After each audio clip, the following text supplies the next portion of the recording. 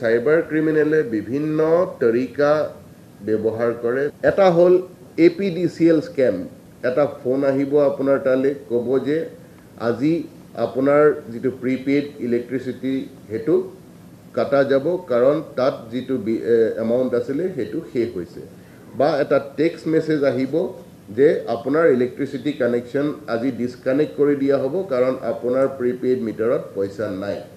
যদি কানেকশনটো চলাই ৰাখিব লাগে তেতিয়া হলে আপুনি ইমিডিয়েটলি পে কৰিব লাগিব।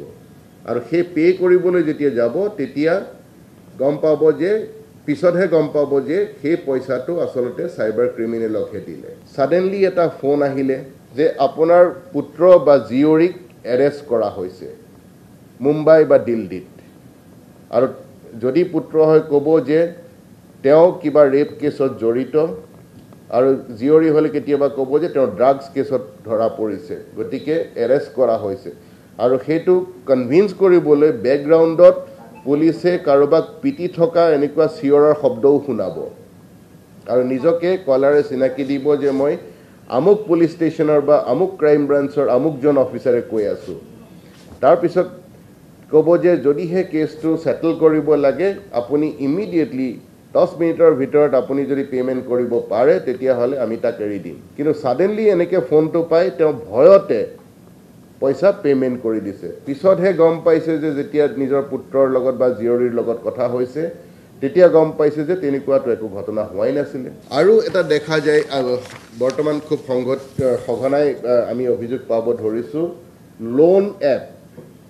এনেকুৱা বহুতো এপ্লিকেশন এপ বুলি যাক আমি কওঁ এপ্লিকেশন আছে যি পাব্লিসিটি দি থাকে আমি লোন দিও বুলি।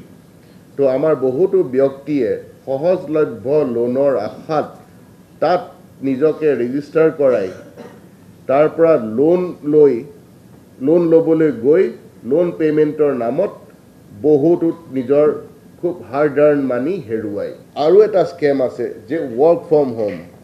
আপোনাৰ তালে এখন মেইল আহিলে বা এনেকুৱা ধৰণৰ এডভাৰটাইজমেন্ট দিলে যে আপুনি এখিনি কাম ঘৰতে বহি কৰিব পাৰিব তাৰ কাৰণে আপুনি ৰেজিষ্ট্ৰেচন কৰিব লাগিব আৰু আপোনাক ইমানকে পেমেন্ট কৰি দিয়া হ'ব। একো ভেৰিফাই নকৰাকৈ বহুতে তেনেকুৱা সেই ওয়াৰ্ক ফ্ৰম হোম স্ক্যামত তাত নিজকে ৰেজিষ্টাৰ কৰাই কিছুমান কাম কৰি দিয়ে আৰু কৰাৰ নামতে তেওঁ নিজাকে পেমেন্টটো কৰি থাকে। এনেকে বহুতো ব্যক্তি সৰ্বশ্ৰান্ত হৈছে। আৰু এটা দেখা যায় যে হোটেল বুকিং ফ্লাইট বুকিং বা বেলেগ ধৰণৰ যিকোনো বুকিং কিছুমান সাইট থাকে যিখিনি ভেৰিফাইড নহয়।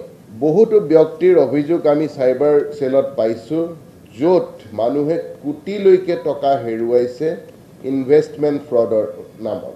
10% return per month 7% return per month. আৰু বহুতো ব্যক্তিয়ে ইনভেষ্ট কৰাৰ পিছত এটা ফিক্টিচিয়াছ ৰিটাৰ্ণ দেখুৱাই থাকে সেই ৱেবসাইটটোৱে যে আপোনাৰ পইচাটো যি ইনভেষ্ট কৰিলে আজি ইমান % বাঢ়িলে আৰু সেইটো হ'ল ভাৰ্চুৱেল হে। তাৰ পিছত সেই বহা দেখি পেলাই ব্যক্তিজনে আৰু বেছি পইচা লগাই দিয়ে আৰু পিছত দেখুৱাই যে আপোনাৰ হেতু 20% বাঢ়ি গ'ল। গতিকে আনভেৰিফাইড এনেকুৱা কোনো ধৰণৰ ইনভেষ্টমেন্ট এপত যাতে আমাৰ ৰাইজে কোনো ধৰণৰ টকাৰ বিনিয়োগ নকৰে। এই গোটেইখিনি হ'ল সাইবাৰ ফ্ৰড।